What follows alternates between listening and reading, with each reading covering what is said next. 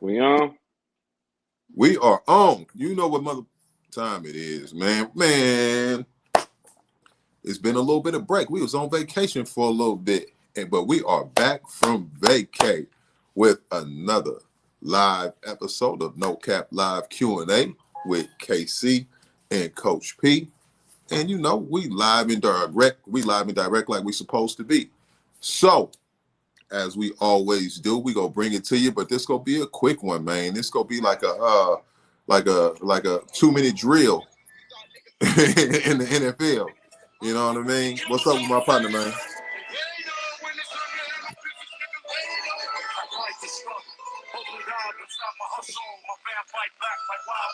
Without a muzzle.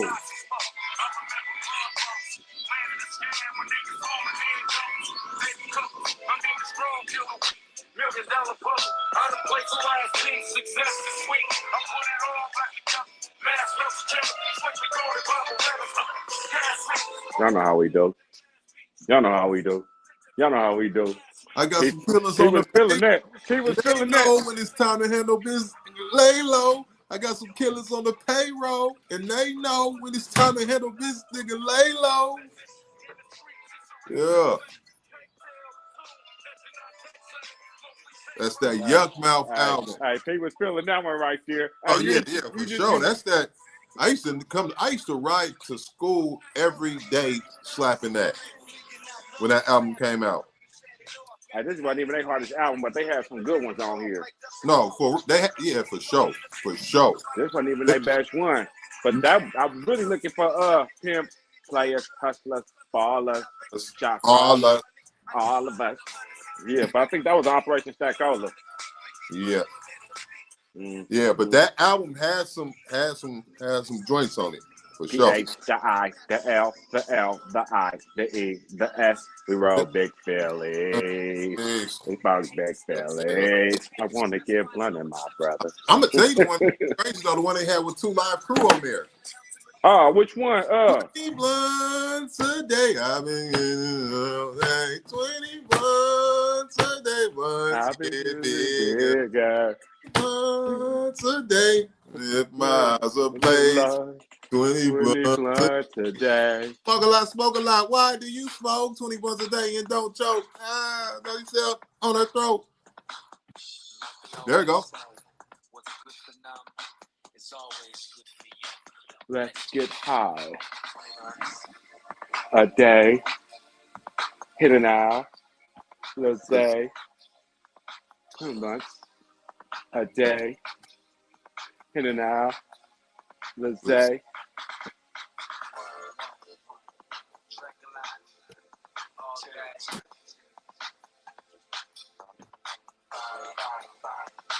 Smoke a lot. 20. What do you say, P? You know what I came to do? Drop 50 on the blunt and the 50 Hindu. I know how things the same as me because they came to the club looking like freak nasty. Throw a dub.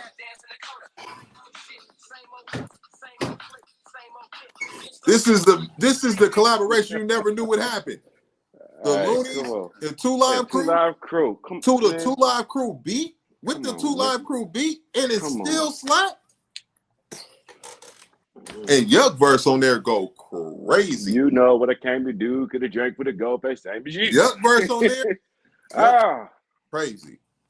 Oh, that was she put the whole sneaker in her pussy, lift the ass sheets up so I could see. Ass sheets up with the backyard boogie. Boogie. So I gotta carry a hoodie if it's all good. It's all good. You see ya. Took off my Adidas. Cause I doubt if the pussy is fucking with me. Been down up for your thighs up, my nigga blood. What you woulda need?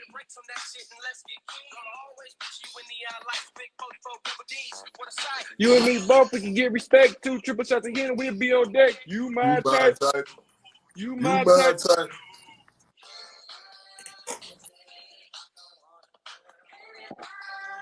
We definitely go get whatever it's called. Excuse me, Blaze, but it's worth it for this song. Think I need a little more. sticky, sticky. Oh, I'm on the wrong verse. My bad. I'm on Young verse. In an Alizé black. Why do you smoke? 20 bucks a day and don't choke. I'm starting up down the throat. And I'm up a 2 short down the block. E14. My nigga, I'm drunk on the poke chop. I'm motherfucking corner OE. Nigga, Lynn dime ass nigga to a top hat. Follow big bigger like E4E. Bitches know me. Smoke a lot. Only smoke weed, blow trees. Hopefully. See me in the E3 dub. Brother Sweets up. Every time you see Yuck, we buck. Only bad bitches beef us. Turn your main sweet to a cheetah. Smoke a reefer. Took off my Adidas. Then she fucked us up. Put the whole sneaker. And lit the ass sheets up. Lit the ass sheets up with the backyard boogie. On a Donna Karen hoodie, if it's all goody, we G'd up. What? Hey man, we're gonna get copyright infringement like a man, we motherfucker. copyrighted for we copyrighted for a good reason. Shout out Yuck Lees, shout out Loonies, shout out the collaboration with 2 Live Crew. Welcome to another live episode, man. We coming in hot because we ain't been here a lot. You hear you, but we here right now, and that's what counts most. What's up with my partner, man? Came in slapping. I used to play that album every morning on the man. Schoolhouse. That might be my ride music tomorrow, man. I swear. Lunatic music. If y'all know, if y'all listen, y'all know. So go put that, go play that. Go play that, man. That's the one where they told Too Short and Drew Down. You got me funking over nothing. You got me funking over nothing, man. Come on, man. Hey, man, I ain't been doing nothing, man. How you been, bro? Man, busy. Man, as long as you busy, man, because I've been over here getting life and. Yeah.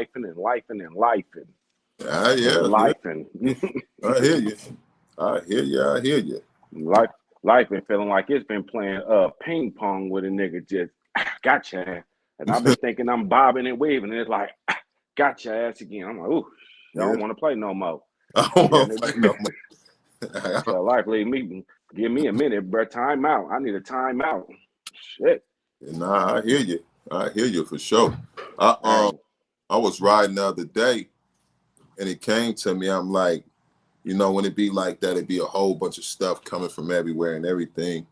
And you know, you pray, and you talk, you know, to Yahweh, God, Jehovah, Allah, whatever you may, you know, name you may use. But you talk, you have conversations, and you pray, you know.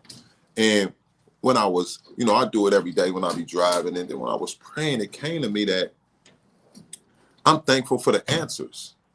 And that's what I'm praying for over everybody, not just myself, to receive the answers, be thankful for the answers, and, you know, be good receivers of the answers. And just know that the answers gonna come. Because a lot of the time we be like, you know, especially speaking for myself, I'm trying to figure out what to do, which means I'm trying to come up with an answer. I'm trying to, you know, I'm working my way through, and I'm like, what is the decision I should make? What is the answer? What is the solution to this problem? And the answer is already right there. You know what I mean? First and foremost, the answer is, you know, again, whatever you may speak into existence, Yahweh, Elohim, or God, Jehovah, whatever it may be. That's the answer. And then trusting and already being thankful for the answer that's gonna come, and for the answers that have came before. So I was putting 2 things together. I was being thankful. That was the first thing that helped me calm through, you know, the things I was navigating through recently. And then just being thankful, rejoicing, and focusing on the fact that the answer's coming, because they've come before. They always do. And so I put those 2 together. I'm just gonna be thankful. I mean, I'm gonna focus on being thankful, because anything else is stressful. I'd rather be thankful over stressful. So I'm just gonna be thankful for everything that I can be thankful for, to navigate through and get around the stressful situations. And then also just know that the answers are coming just like they came before. So, you know, I'm praying that over myself and everybody else that need an answer. Come on, man. Look, you know what I did? I had to go back to damn near 2 years ago, early last year, with how we be talking to each other, and I had to implement some best practices and realized that I was focused on the negative too much that was going on. You know what I'm saying? I was looking at everything that was going wrong and kind of dumping on myself like, damn, you know, not realizing why. I ain't gonna say I wasn't realizing, I was realizing it, right? But I was so focused on the negative shit that I wasn't even noticing the positive that was happening. For every negative that was happening, something positive countered it. But I was so focused on the negative that I appreciated the positive, but I couldn't really say, you know what? Thank you for letting me. Well, I had to bring that to myself and be like, damn, thank you for even putting it like one thing for me. I can't stand asking for help. And I think one day you said that to me, like, what if building your team is the next level? You know what I'm saying? And for me, it was like, I'm like, as long as I got my 2 hands and my 2 feet, I'm gonna go find a way to eat. You know what I'm saying? But sometimes your 2 hands and your 2 feet ain't enough. Sometimes it ain't what you can do. Sometimes you just need the fucking help. You know what I'm saying? And people was helping that, and I'm so stuck in my ways, like I ain't gonna ask y'all for help. I ain't doing this shit. But sure enough, I had to humble myself, and that was a hard part. Humbling myself to ask, hey, can you help? And in that moment, shit, I don't know which one was worse, dumping on myself or asking for the help. Double whammy, huh? Double whammy, you know what I'm saying? But I had to do it, and you'd be surprised at how many people actually look out for you when what they say, closed mouth don't get fed. You'd be surprised how many people actually help you if you just ask. But for me, I can't speak for nobody else, but for me, I'm so damn self-sufficient that I gotta go get it myself. I don't want y'all to come back into me later and be like, hey, nigga, remember what I did such and such for you? But had to get out my own way and then realize the people that's in your corner say it's okay to ask for help. And don't be then what my mama just told me, you never be too proud to beg. And I tell my mama this, yes, you can be. But I understand what she was saying, that sometimes you just gotta humble yourself, and you know what I'm saying? That was my journey for the. You know, but it's also the other saying, you know, people, the word help can be a trigger, right?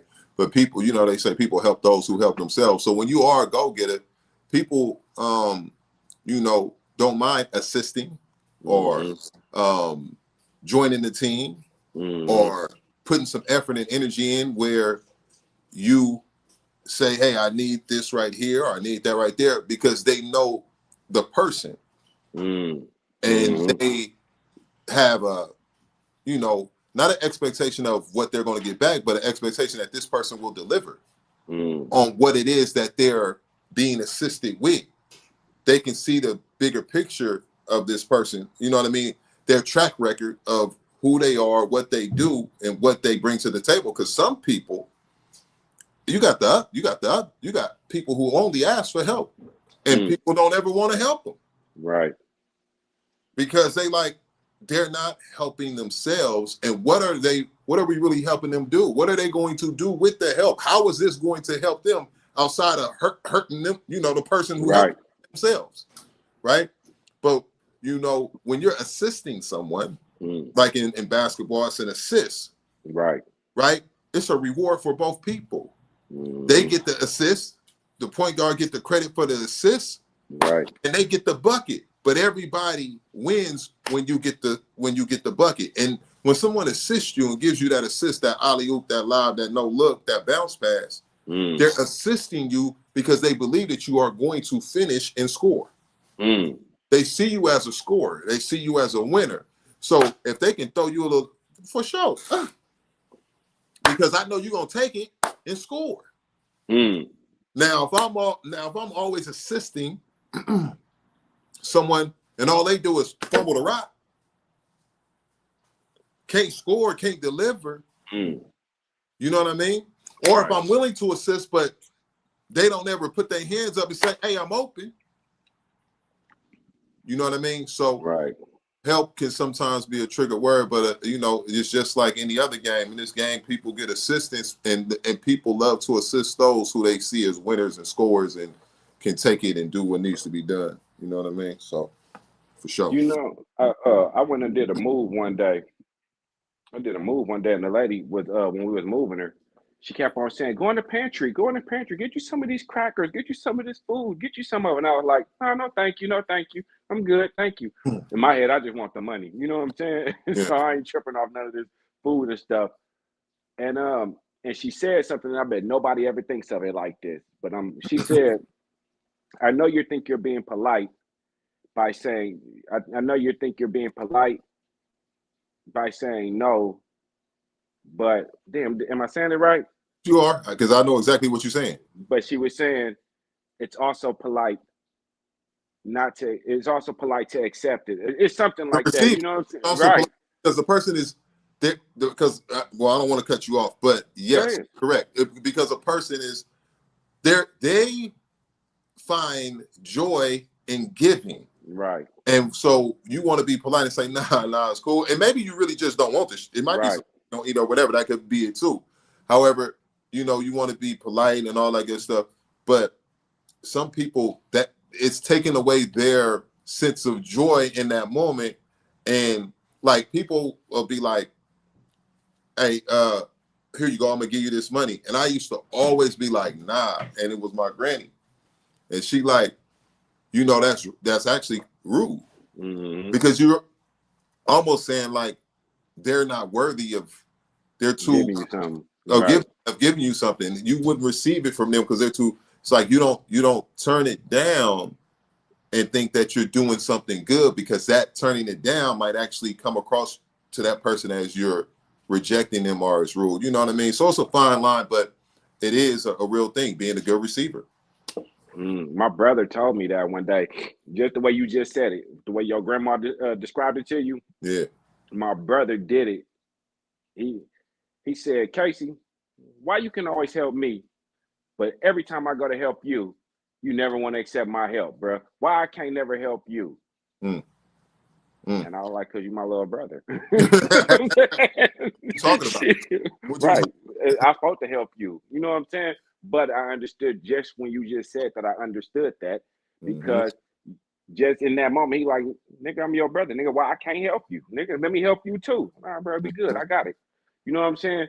Because for us, I can again, I'm gonna speak for me, but I think you think the same way. I'll be thinking, man, we move in the way where we the example. We lead by example. Let me show. I can show you how to do it better than I can tell you.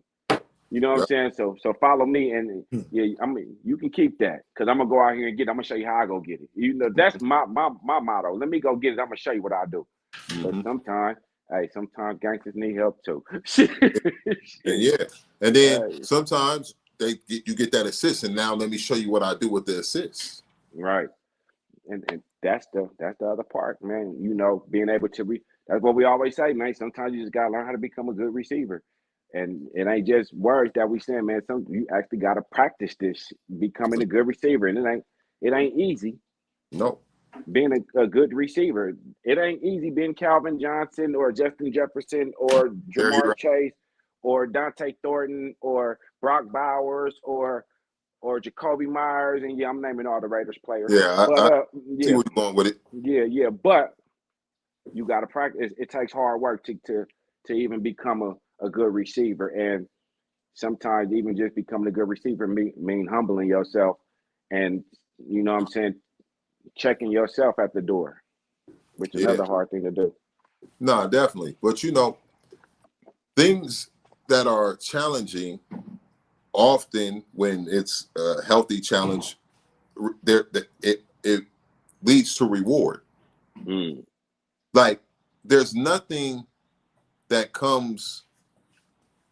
rewarding comes like easily, meaning like there's some type of challenge to level up. There's some type of challenge to get out of a set comfort zone. There's some type of challenge to change for the better. Like to change for the better, it doesn't mean that it has to be so challenging that it almost kills a person. No, people always think of a challenge as a negative thing when actually it's a good thing.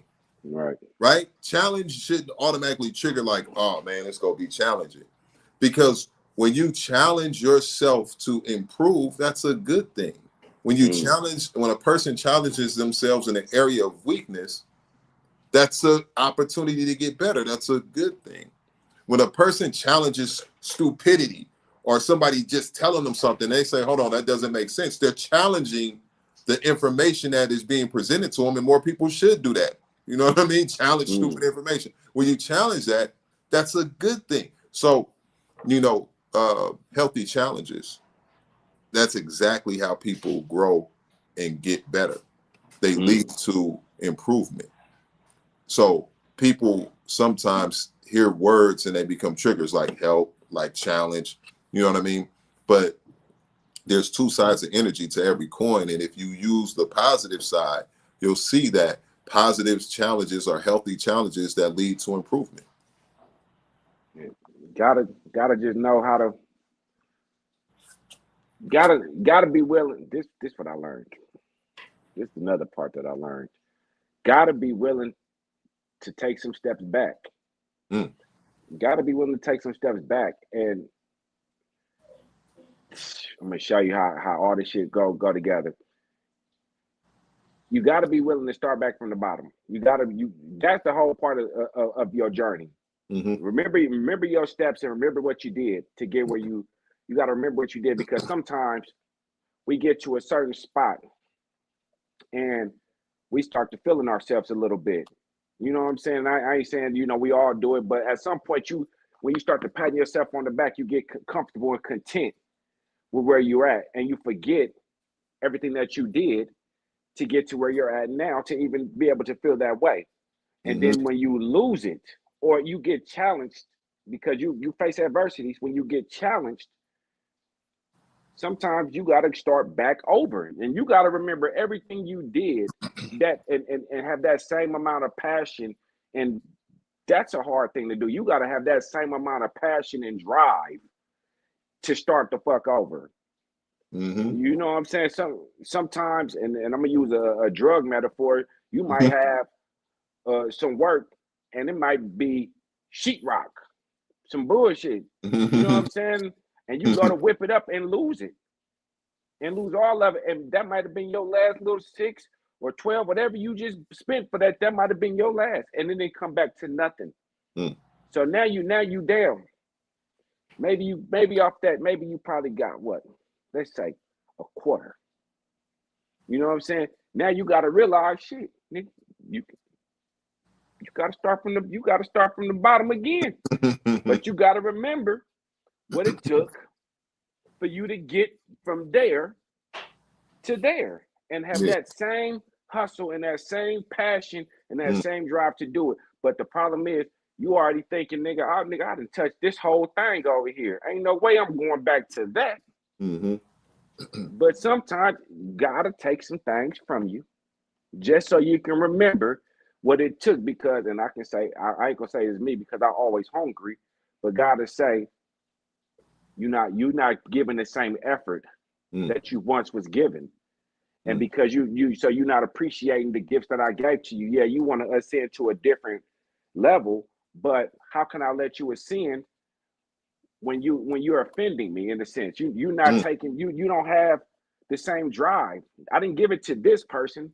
I gave it to that person. But for some reason, you left that person back there when you got here. But that person was what was needed to get you to the next level, because that's the person that I'm ascending. But the person that you are is pretending. You're pretending that you made it when you still have the levels to go. And I think that's where God will say, let me go ahead and humble you and make you start over again until you can do it over, because he'll put you to make you do the same lesson over and over and over again until you pass it. Well, here goes another analogy. Baseball. A baseball player gets into a slump. Most of the time it's mental first and foremost, right? But they get into a hitting slump, I'm talking about. And they got, they go all the way back to tee work. All the way back to the tee. Come on. I'm talking about the tee. The ball ain't even moving. We just working on making sure hand-eye coordination, hips, hand-eye court, hands, everything. The hands coming behind the hips, everything following through, and it's just over and over 1,000 times. Oh, don't step out. Don't pull your head out. Don't slap at it. Stay sharp, stay tight, pop, over and over again. You go back to that. You know what I mean? To be a great hitter, right? To start hitting the ball out the park. You know what I mean? And that's the analogy people use. You want to hit a home run, hit the ball out the park. So sometimes you got to go back, you know, like being a great free throw shooter. It don't happen just when they in the game, when they get to the line. They practice hitting the free throw. Jordan shot the free throw with his eyes closed in the game. He'd been benched for that. But he shot, and they blame Curry for doing shit. This dude shot it with his eyes closed in the game, talking to somebody. But you know why he did that in the game? Because he did it repetitively. He did it repetitively. You know what I mean? So it's the fundamental things that create the building blocks to level up.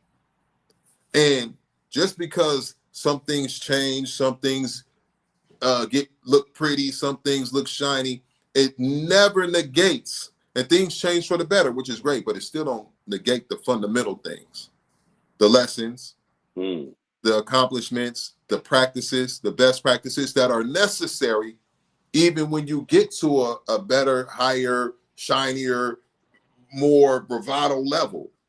The fundamental still is the foundation, because without a foundation, none of the rest of it exists. So when you talk about, you know, going back, it's remembering what those sound fundamental best practices are. Those sound fundamentals, like if you walk into somebody's house, you know, you go speak. You know what I mean? If some, you know, it's just sound fundamentals that sometimes people have to revisit and resharpen. And, you know, and sometimes you get on autopilot so much, you think that the fundamentals are still the same. Just because you did them so many times in the past, a person automatically, I'll take my running back sometimes and I'll say, we just doing handoffs. We've been doing all this lifting, speed drills. We've been doing all this fancy footwork. We've been doing everything. I'll be like, well, today we just taking handoffs.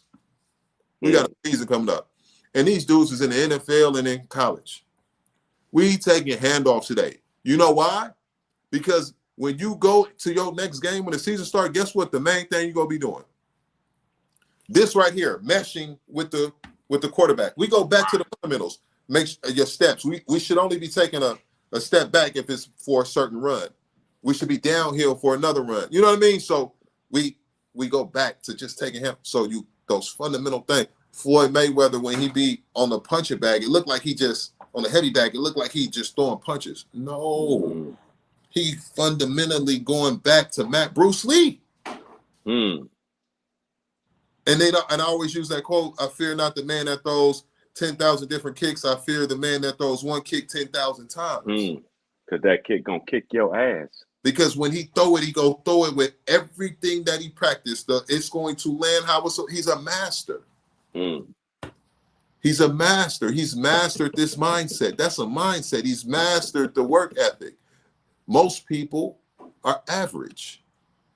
They settle for doing a whole bunch of nothing or a whole bunch of everything, but not having the willpower to set their feet down and master those set fundamentals and be a master of it. So, yeah, you go back, but here's a best practice.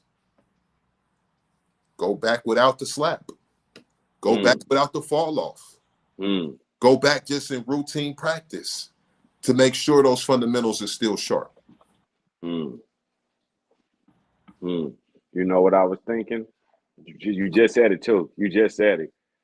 Sometimes going back and starting over, and at least it'll feel like that, ain't necessarily going back and starting all the way. Well, it's going back and starting over, but you going back more you're more equipped now. You're more equipped because it can still look the same. You know what I'm saying? Think about it. You already done been there. You already done been here a million times. But you got to start back over. But guess what? What you didn't know then, you know now. So now you're more sharp. Now you more equipped with the weapons. You got more at your disposal. So now you know how to navigate through the waters. You know how to navigate through it. You know what you're working on. You know what to do better. If I do this, If I knew what I knew back then, I'd be a whole lot better. Well, guess what? You got to start over. And now you know. And what they say on NBC, knowing is half the battle. Oh, that's G.I. Joe. That was on NBC anyway. But you're right. And there's a psychological terminology that they use. I'm forgetting off the top of my head, but it's levels of like learning, right? But you when you did it the first time, you were learning. Right. When you're learning, there's a little uncertainty, it's a little unsure. You haven't been there before. You're just learning. Then you get to a level of where you've learned this thing, and now you're doing without any like second guessing. You got it. You know what I mean? You pretty good at it. You've been practicing it, and then you get to a level where it's automatic because you mastered it. Right now, when you go back and revisit these things by choice or force, you're going back on another level. Right. You're going back not as the person who was the learner. You're going back as a master. It's like when a song get remastered. You going back as a master, but to remaster. Right? You've been here before, so they talk about muscle memory. Right. You know, memory is not about the muscle. It's about this muscle. Right. Because muscle memory, that's why it's memory, right? This sends the signal to the rest of the body that we've been here before. And then depending on how confident this signal is, then that's how confident the rest of the body follows that. Train the brain and the body will follow. Right? So it's that confident signal that delivers the muscle memory. You're a master when you go back. And now you're doing these things from a mastery level to make sure that you stay sharp on all four corners. You know what I mean? So, yeah. So sometimes we need to stop with that being said, and you said it, sometimes we need to go back without the slap. It's just we get to a point that we don't want to go, right? Because we always looking forward. What's the next move? What's the next move? And in doing so, we so fast because now we didn't got a formula, a remedy. We know how to move what we was already doing. We moving fast, and what happens when you rush? You leave shit behind. It's something that you missed. Every time let me rush out the house real quick because I'm doing something. Then when you get to where you're at, damn, I forgot to grab this phone. Damn, I forgot to grab this. Damn, I forgot to do it. Because we rush it so fast that it's something along the way that we done forgot, that we done missed, and we need to go back. And when we go back, we still thinking, man, we got everything figured out until you realize, damn, I ain't grabbed this last time. Damn, I was missing this. Damn, why I ain't do this? Then let me do this because I know when I got up there last time, this wasn't cool. I got to come back and damn, let me, you know what I'm saying? So then that's why going back don't always mean starting over. Sometimes it just means let me go back and refresh. Go take a refresher course. You know what I'm saying? Remaster it. You know what I'm saying? And that was something I think in the times that we in right now, I think a lot of people better start remastering some of these things. And for me, it got me humbled. And what I also learned is I had to realize, well, let me say it again. I did an interview the other day. I interviewed a magazine interviewed me for Atlanta, the Entrepreneurs of Atlanta. And when I was writing and giving my answers, I was reading over what I was saying and listening to the drive. And I know I done told my story a lot of times, even to myself, but reading it, it's like, nigga, that was a lot of shit that a nigga went through, to get there. Yeah. And I have to remember why I did all the things that I did to get to where I was trying to get. So the hard part about that is when you get and you accomplish that, and then you feel like, damn, now I got to go back to that. So now you start saying, well, damn, I don't want to go back to that. But here's what we just said. Going backwards don't necessarily mean you going backwards. Sometimes you got to go backwards. Sometimes you got to go back so you can go forward. You know what I'm saying? And somebody told me that one time when I was working at Publix. He said, hey, bro, sometimes you got to slow down so you can speed up. Shit made no sense to me whatsoever. Nigga, what the fuck are you talking about? But I understood it. I understood it now because where you go? Are you still there? Sometimes you gotta slow down, take your time, find out everything that you need. So when you move consistently. You didn't dipped off the screen. I don't know where you went, but sometimes you got to move consistently. Find what works and move that way. Slow down, take your time. At least for me, that's what I had to do. I had to take my time and slow down. Is it easy for me? Fuck no. Half the time I'm over here biting my nails and scared as hell and worried if I'm gonna be all right later. Are people gonna look at me funny because I'm at one point I'm up or one point I'm down? Is people gonna judge me? A lot of this shit go through my mind, and that can kind of be a little bit discouraging because when you got to go backwards after everything you feel like you built up from the ground up. When you look at all the sacrifice and hard work you put into something, and then you feel like, damn, I got to go back and start over again. Y'all making me go back again and again. Nobody wants to do that. I don't want to do it. Should be hurting my feelings. It make me feel some kind of way. And then I look at the shit and I say, fuck. Maybe it's something I missed. Right? Maybe somewhere along the line I did It's something not wrong. bringing me back on the stage. No, I don't see you, but I can hear you. Maybe I'm doing something wrong. But sometimes God just bring you back just to start over, just to humble you. He been humbling me. Welcome back, Pete. Yeah. Nah, y'all had some technical difficulties, but I was gonna say too, we do it all the time, and you say it all the time. It always ties back in. And we, when you first started, after we was, you know what I'm saying, we got. I was talking about answers. You know what I mean? Mm-hmm. And when you was talking, it kind of brought it back to that. You know what I mean? Just the answers. I said something along the lines like, you know, being thankful and being confident in the belief that the answers are coming. So that's where my comfort is. I know, even though right now in this second, I'm like, what's the answer? Well, I know the answer is coming because the answer is already there. Right. Plus, based off the fact that the answers have come before. They always do. You know what I mean? And that's kind of tying it into the same thing that you say when you say, you know, going back to get those answers. You know what I mean? And you know, you go back to get those answers by way of muscle memory, repracticing, remastering. But sometimes you just got to remember that you can be uncomfortable because you're looking for that answer in that moment. But you know the answer coming because the answer is already there. You know what I mean?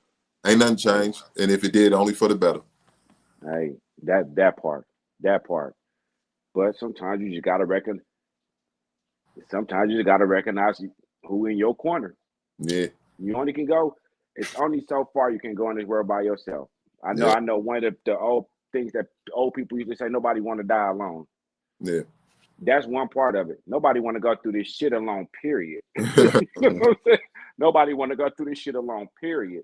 In business, in life, in nothing. You always want somebody. Shit, in school, you didn't go through school alone. You picked a partner. You picked a couple of them. As you got older, motherfuckers fall off. As you go up, some people gonna stay behind. But you still had your partner. School was scary. Life gets scary. Business gets scary. All that shit. Nobody want to navigate that shit alone. And I think sometimes God will say, listen, like you said one last time we on, then maybe the next level is building your team or just finding the people who's in your corner. Because we all gonna need somebody sometimes.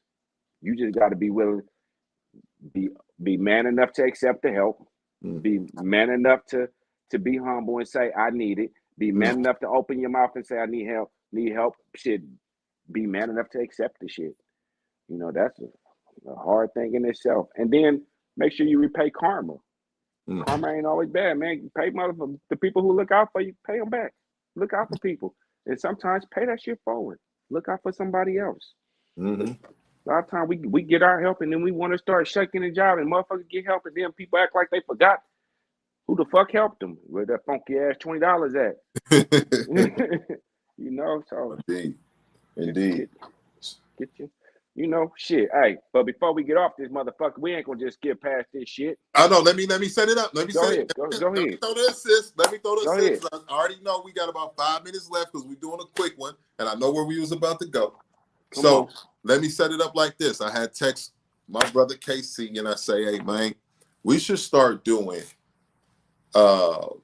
live commentating over over games. Mostly football is what we talking about, NFL season.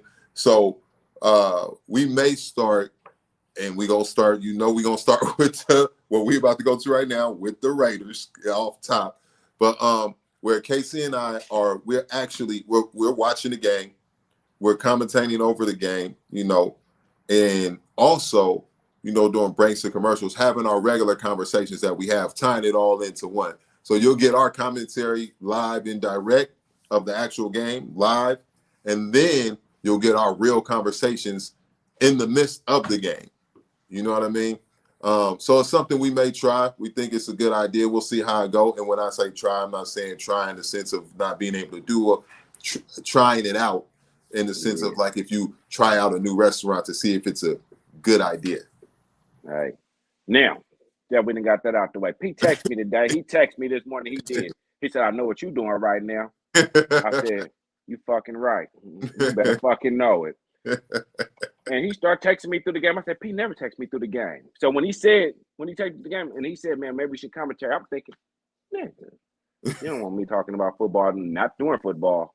I think it'll be great. I think it'll be golden. Cause nigga, my temper go from Raiders can do shit. Cause then the first half of the game, nigga, the very first few plays, I was happy. Ooh, we look good out there. And then Raiders shit pissing me the fuck off. Hold your thoughts. I just want to say this about the Raiders shit real quick. Raiders shit is not just the Raiders, though. I want everybody to know this. Raiders shit is not just what the players in the uniform do. Raiders shit is how the league, the referees hate on the Raiders. There's a real hate that has been for a very long time. And Raider shit is when the referees started off with the BS calls, and then the players start to make it look like, yep, that's right. That's why it's them, because then they start to do the stupid stuff. Then they start to and everybody makes mistakes in football, but because the Raiders they're one of those teams, one of the few teams that the league hates on, it's magnified when they make a mistake because they make plays at times that get called the wrong way simply because they're the Raiders. Charles Woodson. You talk about that pass interference, ain't you? I'm talking about pass interference like a motherfucker. But Charles Woodson, before I get to that, and I'm going to stop because this is your segment. No, go for it. Charles Woodson on the blitz in the snow in New England, just by happenstance, they was playing in New England today.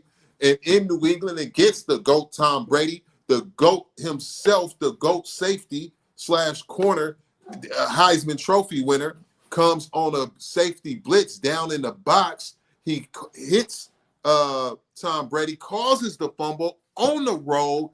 AFC Raiders win the game. But hold on. Tuck rule. BS. That's hating on the Raiders. Now, today, young fella, rookie, but Pete Carroll loves his rookie corners. He makes them boys. The boy makes, by the way, corners, hardest position to play because it's a lot easier to get flagged for a penalty than it is to make a play. Think about that. Corner is the only position that it's easier to get flagged for a penalty than it is to make a good play without a flag.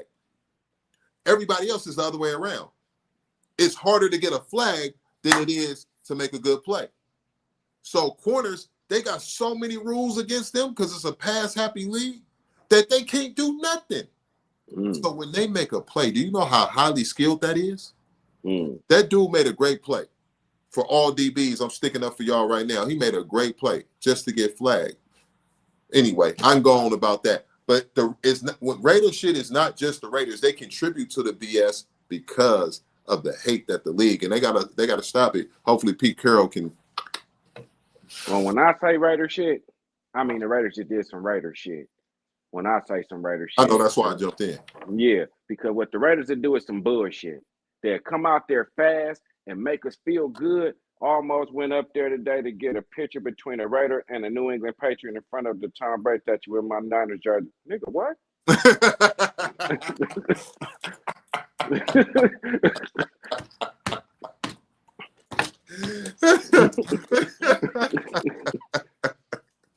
Did y'all even win today? I think they won. I'm gonna leave it alone. I'm gonna leave it alone. But for our Raiders out here, the second half, we came to play. Yes. And me and P sent me that text. He said, "Now that's how you play some damn football." And the fucked up part is my damn phone where I was watching the game on just froze. So I missed the whole damn play, but I got to see it again. Michael Mayer, good third down conversion. Dante Thornton, boy's gonna be a problem once he learns how to goddamn turn his head and go do his thing. Offensive line came together and stopped letting Geno get hit every fucking 5 seconds. Defense, yeah, y'all turned it the fuck up, had Drake May out there scared.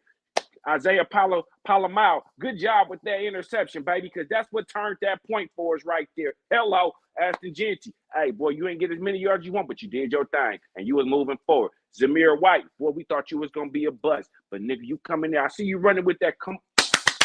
Jacoby, pay that man. Don't forget about what's the name on the edge. I ain't forget who? Tyree? No, Tyree? No. Max? Yes. Max? On that interception, on that interception, he was in the dude's face. And that's why I said that's how you play football. He that was the first time, if I'm not mistaken, that dude touched the ground on that interception. So it started with Max Crosby doing his thing, got to the QB finally. Dude kept throwing the ball high anyway. So he was due for one. But when Max Crosby in his face, boom. Now he gets the pick. Then after that, Geno come in. Bop, bop, bop, bop, bop. Now we in the red zone. It's a great time to get your tug, young man. And he gets it. So that whole collective is what I mean. That's how you play football. Started on the went to the offense. And Geno was looking nice out there. And that's points on the turnover too. Yeah, Geno was looking real nice. Geno is accurate as shit. And that pass to Brock, it really hit off Brock's fingers. Brock, you could have he high pointed it. Bad it was. He threw it with like 4 people on him. But it's Brock. Because of the pressure. Well, yeah, I mean, but in Geno's defense, I mean, Brock your best player, but Jacoby, sure, Jacoby was even dropping him today. But I like the way Geno, I told my brother this, we didn't focus on one player today. We didn't just target Brock Bowers hella times. We was moving that ball around. And that's what made us look better. We played fast. We played decisive. We got the ball out quick. We made them touchdown, man. We looked good out there, man, in the second half. Yeah. In the first play. I don't think, and I think they line got to understand that Geno's not no scrambler. He's not doing nothing with his legs. But what I would like to see Geno do, and he could do better, and I'm pretty sure they're going to see this on film, he don't got to be no scrambler, but he does have to be able to move left and right out of the pocket. He'll get up out that pocket. Geno will run. He just didn't run today. That nigga will run. But there was times where he didn't even need to run. He just needed to get left and right out of the pocket. Gotcha. And just move left and right out of the pocket. And he wouldn't move out of that pocket. Now, he was being pressured. But some of that pressure was coming because he wouldn't move left or right out of the pocket. And sometimes a really great play for a quarterback, go to your left, go to your right, get across the line of scrimmage as close as you can to the sticks and go out of bounds. You seen when Zamir White got in there and did that block for him, though? I think that was one of them damn. If it wasn't a touchdown pass, it was one. It was real close. When they had put Zamir in and they brought Ashton out, and I thought Zamir was going to get the ball, but Zamir rushed the damn pass rusher, hit him real good, gave Geno that good time. That's when I think Dante Thornton slid on the ground and caught it. Yeah, man, hey, we looked good out there in that second half, man. Hey, I wish. Lucky we can't play the 49ers no more. They barely beat us in the preseason. They lucky they can't.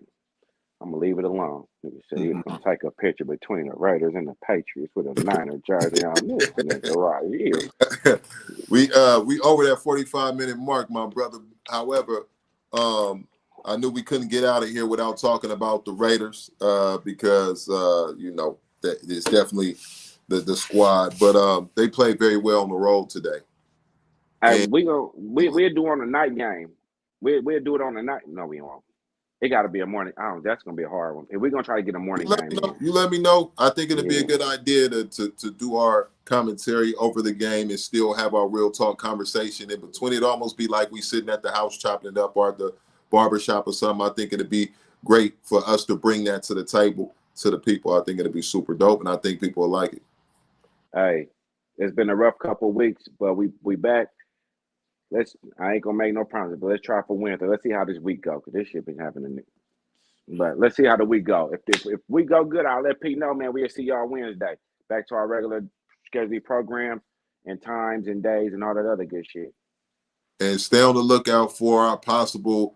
We're gonna start with the Raiders. Just already know that you gotta accept it because Casey ain't gonna start off talking about other games. But we'll see how it goes. Commentating over a live game, I'm sure to be entertaining them, but it'll also be informational. We had a quick one today. We 5 minutes over what we said we was gonna do, but we wanted to bring y'all something today because we've been on a little vacay, but we back at it like a smack addict. So we appreciate y'all rocking with us. This has been another live episode of No Cap Live. I'm reporting live from the studio. I did some upgrades in this thing that's going crazy. You got to come see. Oh man, come on, man. I heard you hiring new people too, man. Yeah, man, you got to come see it, man. I'm doing upgrades in here as we speak. But man, we appreciate y'all and rocking with us, and we will see you on the next one, man.